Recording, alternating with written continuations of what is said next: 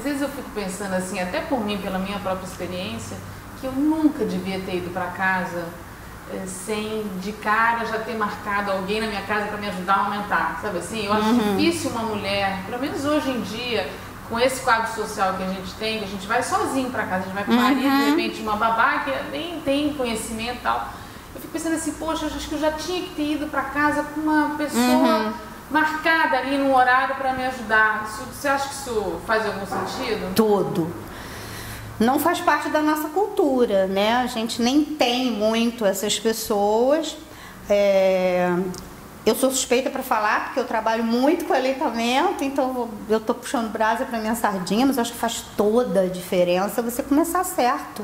É porque depois assim, eu já vi mulheres que a criança com uma semana já, né, aos berros de fome, mulher desesperada, com o mamilo ferido, e chega num ponto que quando você chega com aquele neném no pediatra, é tanto desespero, você fala, dá uma madeira, né? Porque, pra acabar com aquele sofrimento. Eu entendo que quando chega num certo ponto, é difícil voltar. Você entrega, você fala, porque a mamadeira vira uma bênção, né? Sim.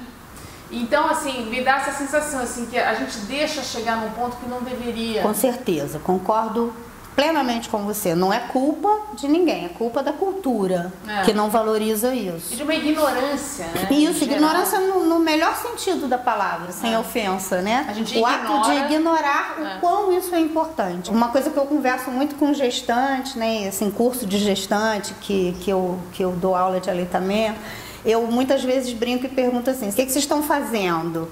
E a resposta dos casais é muito engraçada, é assim, não, nós já fomos a Miami e compramos um enxoval. Não, nós já contratamos a arquiteta que já fez o quartinho. Não, nós já... E aí eu deixo, né? No final eu falo, quem já aprendeu posição para amamentar? Hã? Quem sabe trocar a fralda? Hã? Quem já conversou sobre o que vai mudar na vida do casal? Hã? Mas são pessoas que se acham absolutamente preparadas para a chegada do bebê. Então, não é culpa desse casal, não é culpa dele, é culpa de uma cultura que, como você está falando, tem uma valorização distorcida, né, o que significa se preparar para receber um filho, né? Eu acho que a gente tem que começar a repensar isso, repensar o parto, repensar essa assistência em casa. Quando se fala de dinheiro, gasta-se muito com esse preparo para o bebê e, no entanto, às vezes a gente diz, não vou pagar uma pessoa para ir lá em casa. Muito caro, muito né? caro, mas o meu carrinho custa um sei lá o quê.